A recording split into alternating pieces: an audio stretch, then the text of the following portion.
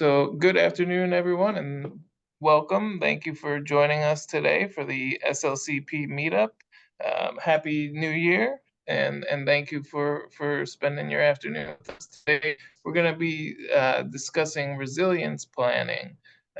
So, most communities at one time or another will face the challenge of reestablishing stability after a period of disruption, whether it's natural disasters or human created ones. I'm sure everyone's kind of keeping tabs on what's happening out in California, and all the devastation out there, which is really terrible to see. So this is a very topical of the moment here.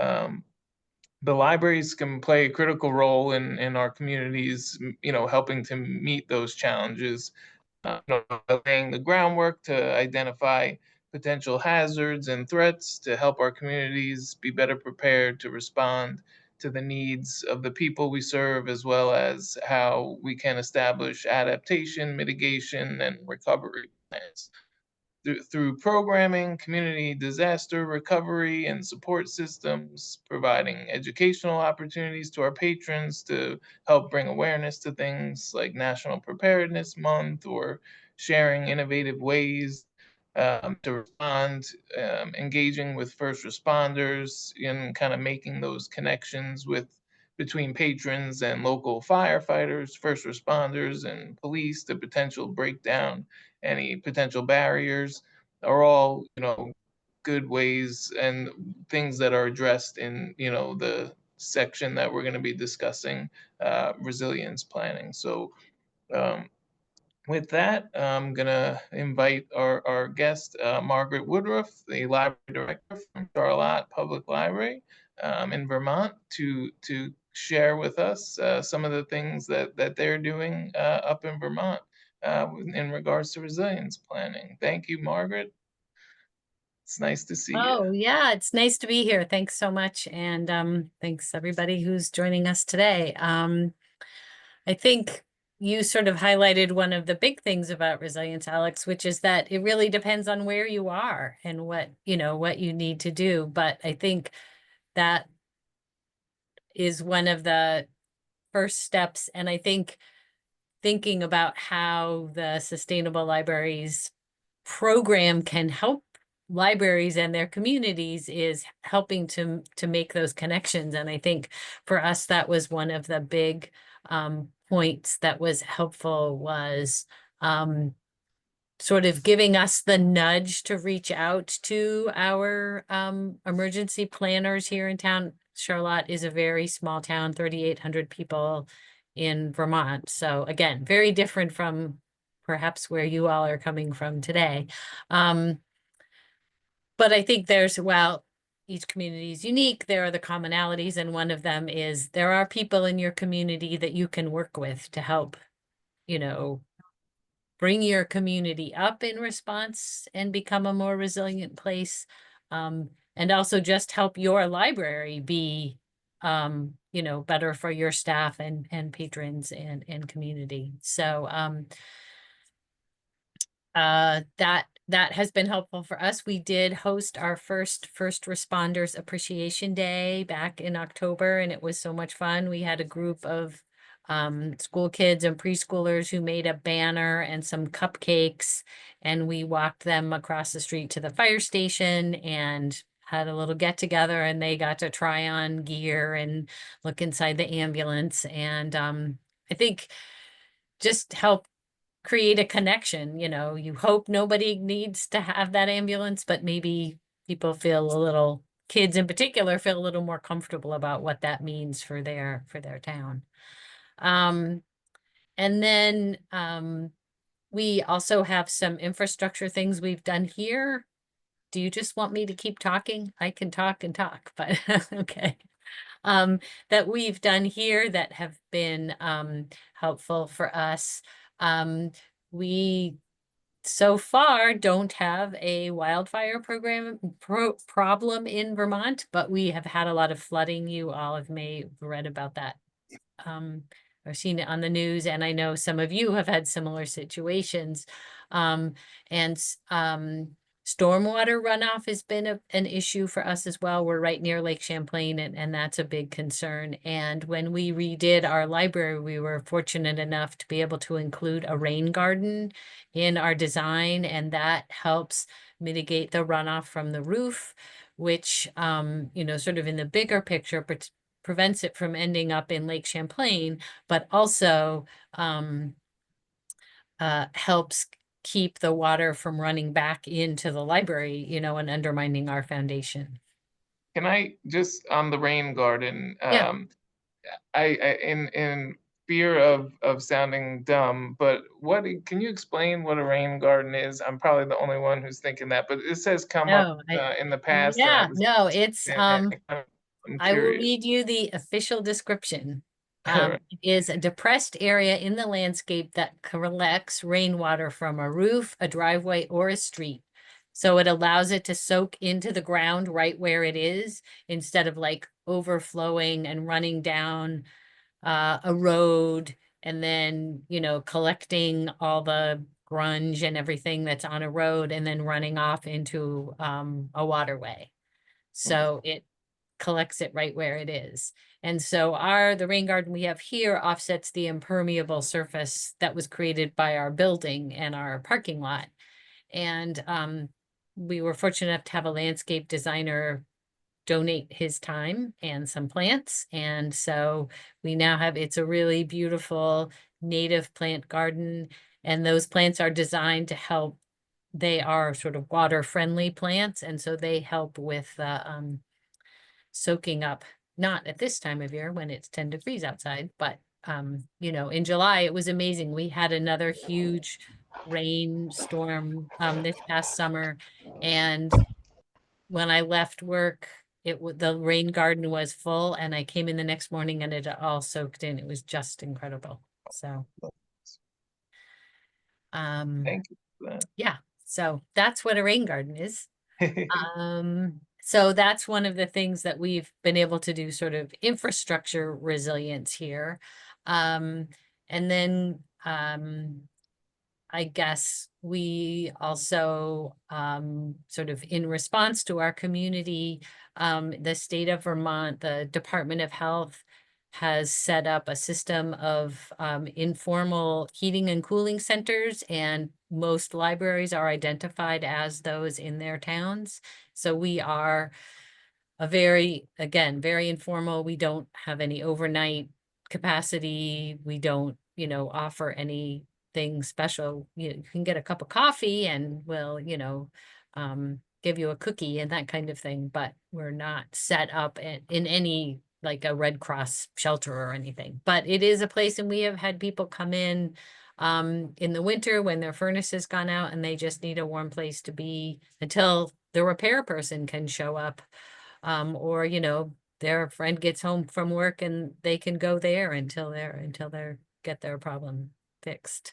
And then we've also been a cooling center, and we've had people come in when it, you know, as we all know, it's getting warmer and warmer wherever you are. And we are also a cooling center, and we had someone come, and we do have a program room that we sort of cordon off if we're open as a cooling center, and people can bring their pets as long as they behave.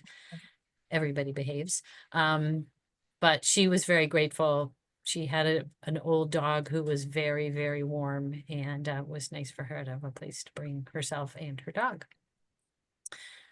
And then we have some more sort of formal programs that we've done in terms of resiliency. We did partner with our emergency planning committee, a committee of two in our town, but we were grateful for them.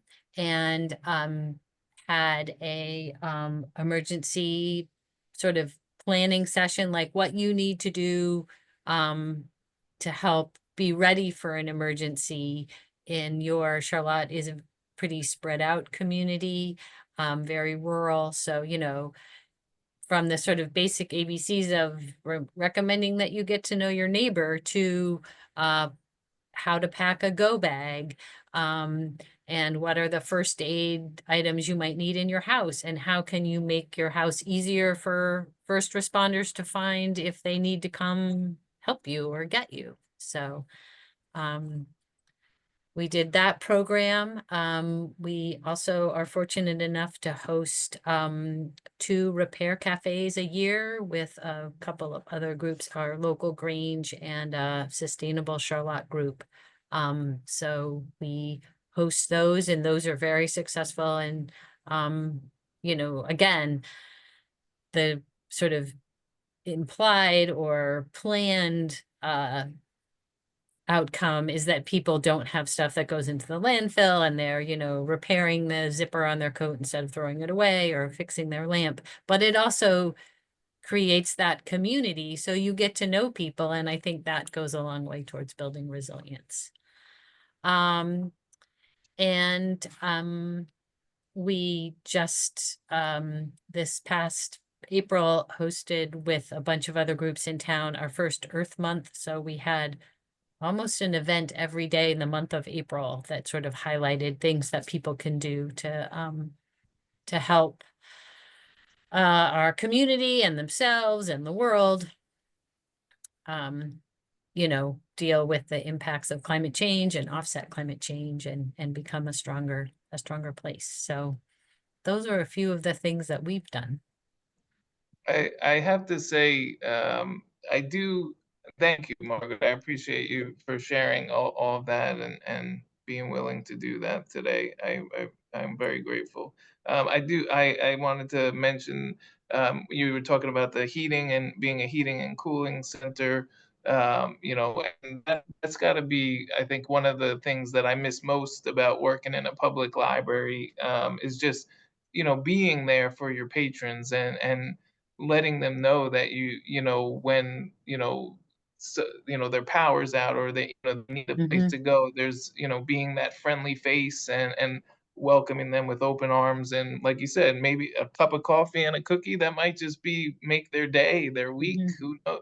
I remember, I forget what, there was a really bad hurricane some years ago when I was working over at Middle Country, in Centereach, and we had these, you know, so people were coming in to charge their phones, and we had some like leftover like flashlight type things from like the summer reading club, you know, a few years back, and you know, I had tons of them because, you know, for whatever reasons, those tchotchke things that, you know, you order a bunch and then only so many people sign up, whatever. So you know, I put them out on the reference desk, and you know, they went like wildfire because mhm. that's probably not a good word, term to use, but they went pretty quickly because Yeah. you know, because it was just nice to be able to kind of offer something like that, as simple as it is. But you know, people didn't have power, and they could, you know, use a flashlight in that Mhm, moment. So, you know, it's those kind of simple things that kind of are not so simple in the grand scheme of things, just kind of being there, mhm, and letting mhm, people know that our doors are open. Is so is there, we'll open it up to the group if there's anyone else who has anything that they would like to share in regards to resilience planning, any suggestions, or programs or things that they've done, um, you know, in regards to resilience planning while working through certification or just in general, or any questions. I will point out that in our resources section on the SLI website, on our on-demand webinars page, we recently did a flood preparation and repair webinar. Just a few months ago, we heard from Eileen Caulfield from Smithtown Library, as well as Dan Groberg and Carolyn Pizcasio from the Hubbard Library. And that was a really informative, you know, webinar. So that's up there. And we also have, as Margaret mentioned, you know, how to host a repair cafe. Those are, you know, very popular in libraries these days, and absolutely, beneficial to our patrons and our libraries as well. So we do have a kind of instructional host a repair cafe um, webinar in the on-demand webinar section in our resources on the website. So definitely check those out. Sophia was nice enough to drop the links in there. So um, and you do need to be logged in to view it. So if you're a member. Um, Rachel dropped something in the chat there. What question? Contemplate a lot in relation to resilience in libraries. How library and information services have increasingly become more digital and dependent on complex systems. When the electricity is out, you can still read a physical book, but you can't read electronic media. In a library profession that is more and more focused on digital resources, what will the impact of this trend be on the long-term resilience to access to materials and libraries? That's a good question to pose there, Rachel. Thank you for sharing that. I got to read it one more time for myself to see if I can expand on it a little bit. But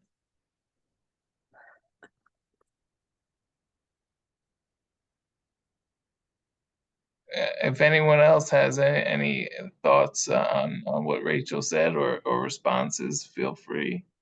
I have one thought just quickly, Please, sort yeah. of off the top of my head. And Rachel, I'd be curious to know where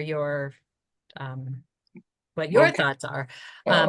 But just exactly what you said, Alex, that, fundamentally the library is about the community that it's in. And yes, we might not have, access right away to the materials digitally that we might need, but we could still keep our doors open. We can still be a place for people to come if it's too cold or too warm or too wet.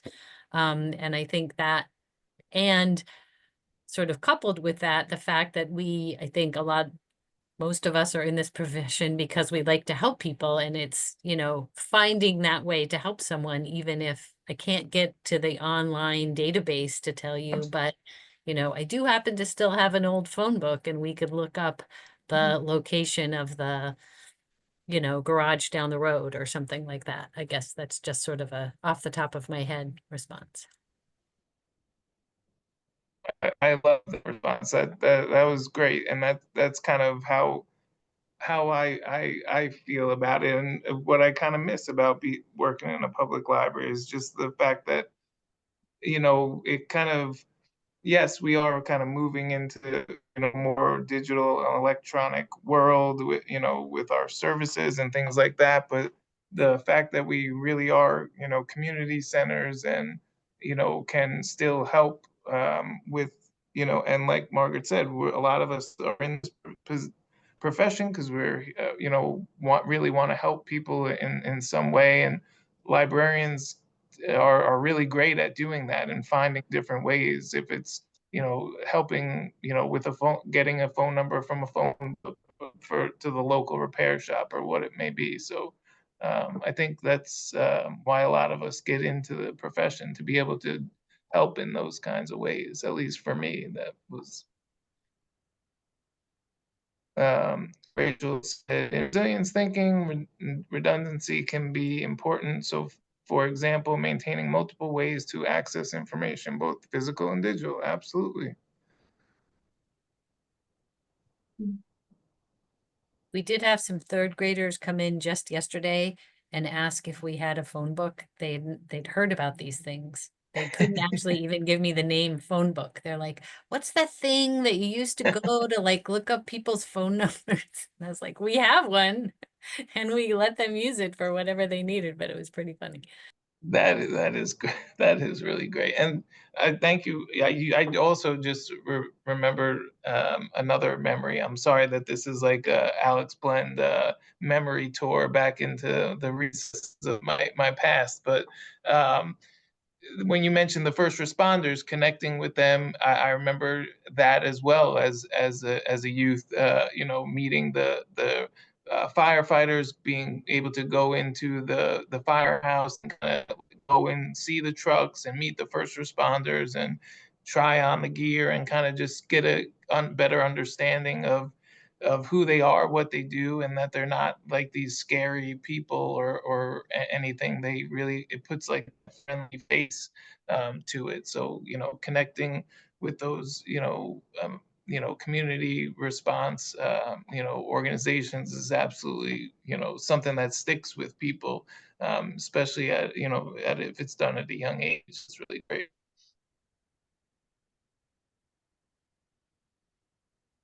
Anybody else have anything they would like to add in regards to resilience planning or anything? Um, Irene mentioned the touch a truck events at the library, which that's very popular. Absolutely, you know, police, fire, DPW bring trucks, cars, and talk to the kids. Absolutely, that's another great program. Another way to kind of break down any barriers that may be there. I know a lot of libraries here in Suffolk County do touch a truck. I'm sure many of others, you know, around the U.S. do it as well. That's really great.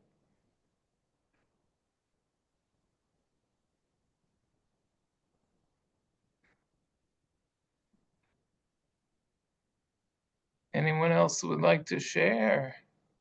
One question I had too is what people have, again, we're a small library, so some of this stuff we've been building from scratch a little bit. We don't have like a public works department. There isn't even like a repair person on the town payroll to come and fix things. So we're kind of trying to build our facilities plan as we go, and I didn't know if anybody else had anything to offer about how their library manages sort of building in resilience in their sort of day-to-day operations of like cleaning and repair and that kind of thing. I'd say that we depend on the Department of Public Works for a lot. We are building a new library, which is going to be LEED Gold. But right before we close, 2 weeks before we close the old library, Ida hit, and we had 6 to 8 feet of water in the basement. So, you know, really, just talking to others, you know, and listening, coming to these meetups and other programs, we've been so lucky that we do have something like that. But because, you know, they got ServPro in, you know, I mean, we were literally carrying boxes of books out of the library so they wouldn't mold, you know, in the time that we had.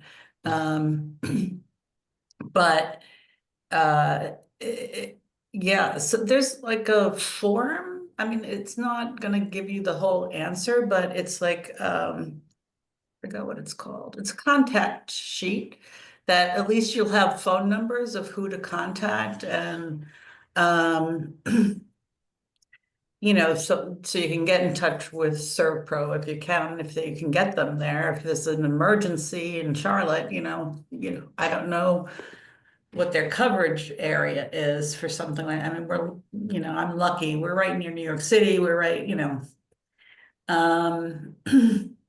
But at least you'd have those contacts to start.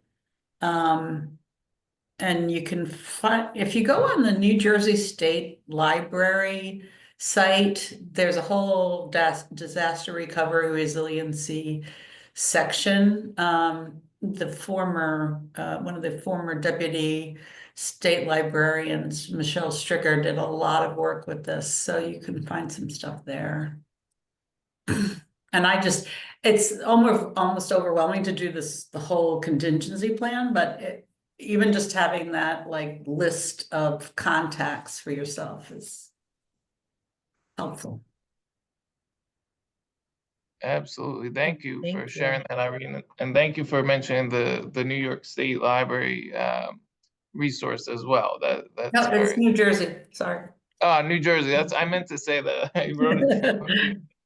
I'm sure New York State has some on theirs too, but I just know Michelle is was pretty big nationwide with this, so. Absolutely. Alex, I came in a little late, so I don't know if crew got mentioned. I don't think so. No. So that's communities responding to extreme weather. Oh yes. They do like monthly hubs, which I can never attend, but they do have some pretty good information as far as they have a really good network, it seems like. And you can get crew certified, I think it's called, and it's basically just like making a pledge that you will do what you can to help your community respond to extreme events. So we have it, but you know, part of it is like doing the programs that you know, that we've been talking about for your public, and all of those types of events that you're probably already doing. So but yeah, they seem like they're a good organization.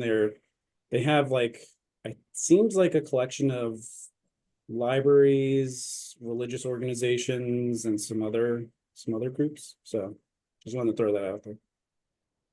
Yeah. Do they That's have great. resources on the site too, or? They I believe they do. do. I have it up. Oh, thanks. Yeah, it's there. I'll throw this in the chat.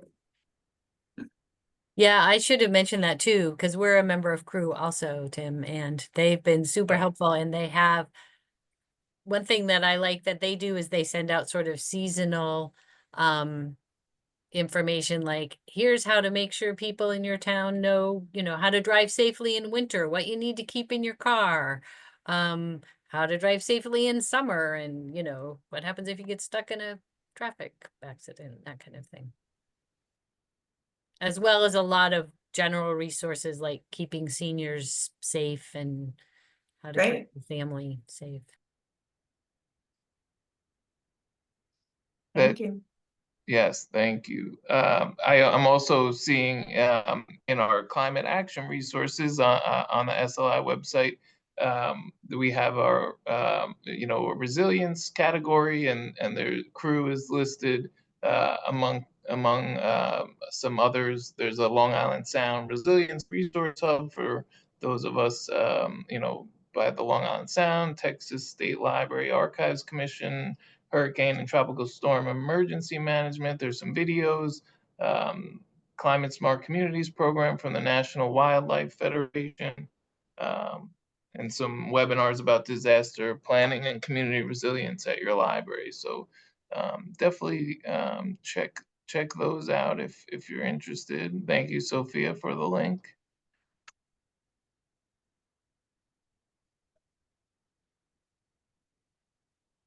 Anyone else? Any other topics related to resilience or suggestion? Kate, hey. Hi, I just wanted to say thank you, Margaret, for your various ideas about programming.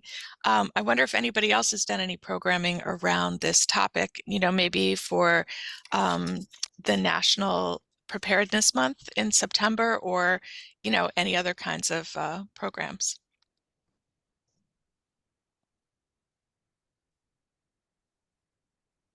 I came in late, so I didn't hear what Margaret had, but we've done programs for the public on your Go Kit, what to have ready. And we're going to do another one. That was a few years ago now, so we're going to do it again. Yeah, that's a good one. Yeah, I mean, I think it's very important to kind of bring that awareness to the community through programs. I mean, there's so many things that could be overlooked, by anyone, so just being the information professionals that we are, and sharing those resources, and bringing the awareness with those kind of programs, to go kit, to go bags, all those things are really wonderful.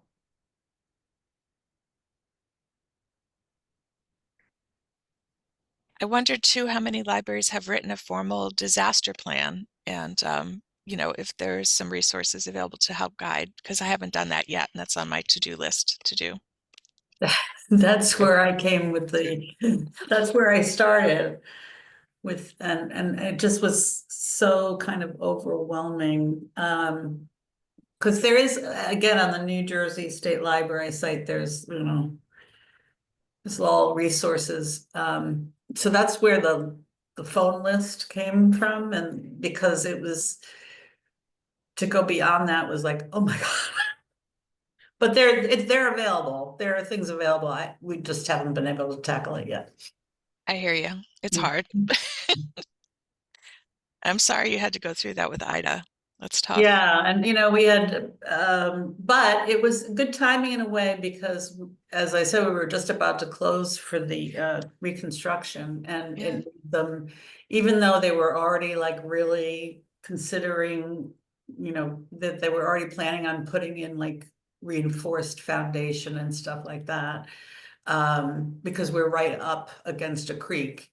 They went back in, and everything on the ground, the basement level is now, there's nothing, it's all kind of water resistant materials are being used instead. And instead of a back door, there's no more back door because that's where it came in. Mhm. So it was bad. It was really bad. But if anything, the timing was good.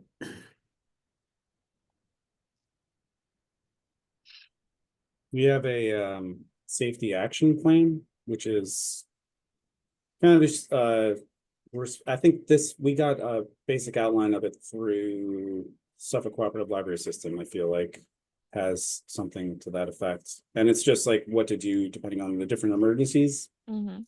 So it has like a list of contacts for every, like if there is a flooding event or if there's it's cybersecurity events, like a ton of bomb threat, lots of different things. Just runs through every situation and scenario and basically lists who responds to it in what form. And I'm the one that goes through it usually every year, and then we have it available on every staff member's desktop.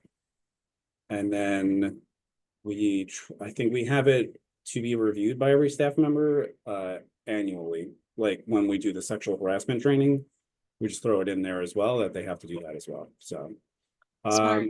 it's good, and it has like stuff like the meetup location. If fire alarm goes off, where do we all meet up and stuff like that. So we have a staff development day every year where we close the library. So we just had ours a little less than a month ago. And I did a presentation on it, kind of like a pop quiz situation of just like different elements in the action plan, just as a refresher for people that probably are just like really glossing over a lot of it. So it also has all of our anyone that's AED certified is listed there as well. So that's about the closest we have as far as like a disaster plan. Yeah, I didn't even think about bomb threats. We recently had 8 bomb threats at my agency, and as well as a number of threats to individual employees, threats on their life, threats on their children's lives, because I guess there's a person who used social media to promote they had a pet squirrel, and it was seized by the DEC, and it bit an officer and then had to be put to sleep because of the threat of rabies. And people got very, very upset about that and kind of became a firestorm, and we had, it was kind of scary, so I don't think we responded to it as well as we should have, and we probably need to have a better plan in place for that in the future. Well, that is something. That's scary. It's scary, but I chuckled as well. I mean, I also I don't know if anybody uses. We have at here at the Suffolk Cooperative Library System an app, the Rave Panic Button app. So I guess whenever there's like a fire alarm or whatever, that allows, mine's not set up. I'm trying to look at it now, but it's a way for everybody to be aware and communicate about what's going on in the building, and it helps those administrators or whoever the point people are to be able to see who's in the building and where they are, and know that they're safe, like in the event of a fire, if they're in the designated areas. I'm pointing to the area from here, but nobody can see it. Um, but yeah, the Rave Panic Button app is pretty helpful. That's something that we use here at SCLS. Oh, that's good to know about. I didn't know about that. Thank you. Yeah. And I think it connects to all the, like, you can connect it to all, I mean, I guess obviously, but connect it to all the, the fire department, police, first responders and all that. The only problem is you don't want to be the staff member who accidentally hits it and sets off like because I think that has happened before. Not me, but I've heard stories.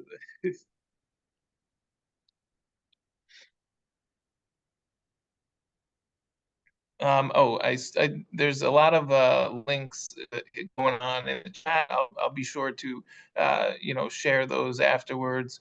And Laura Smith mentioned they're in the process of getting our county public health departments your health and disaster planning booklet loaded into Libby for easier sharing.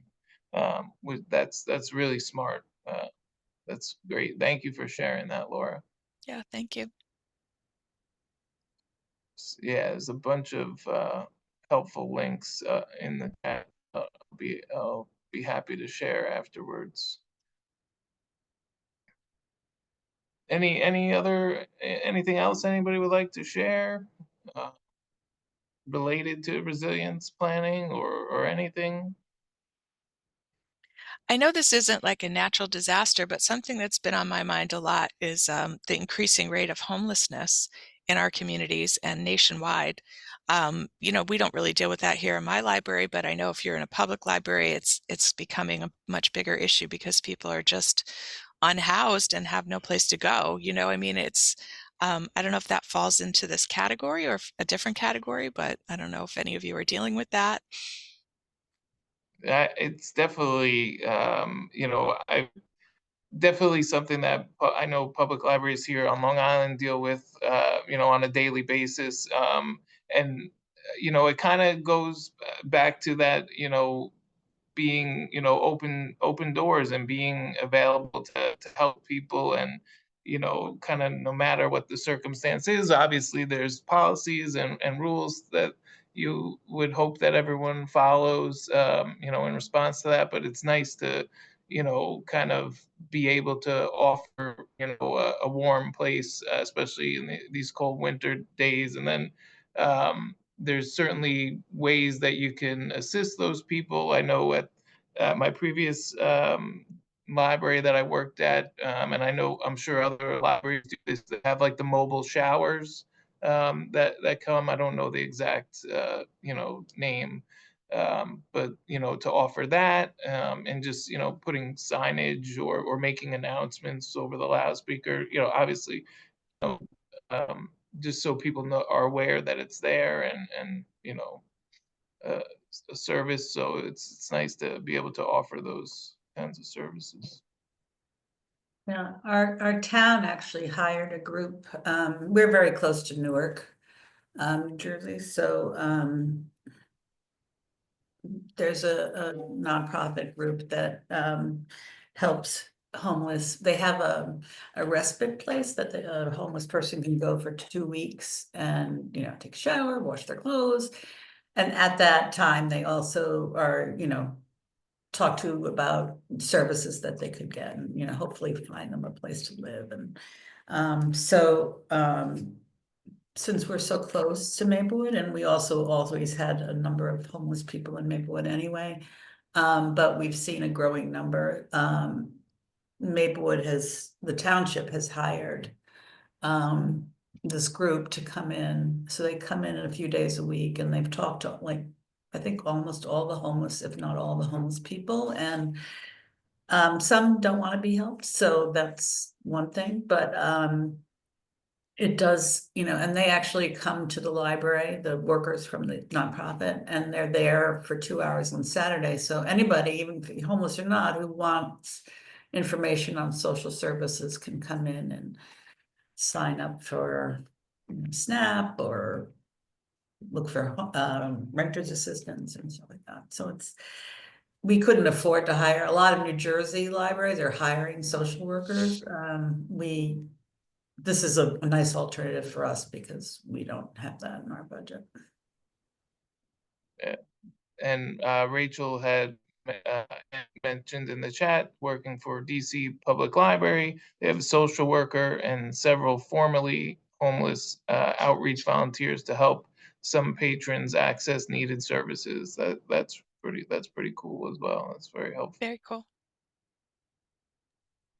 We're way too small to think about any of that. We have and we are on no bus route. I mean, you have to work hard to get to our town if you don't have a car. But occasionally we have people who walk through the door who don't have a, and I think, again, kind of getting back to disaster planning, it's having the information available, and that we're working on updating, but we found it's helpful to be able to point people in the direction of, I know someplace you can go to spend the night, or that, you can get a grocery store card and go buy some food and that kind of thing. So again, just sort of circling back to our role, providing resources and information. Absolutely. Thank you. Yeah, thanks.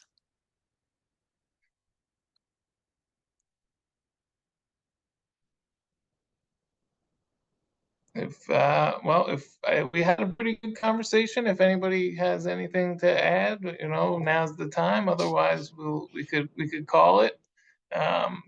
Again, I want to thank everyone for coming today and participating, sharing a lot of great ideas.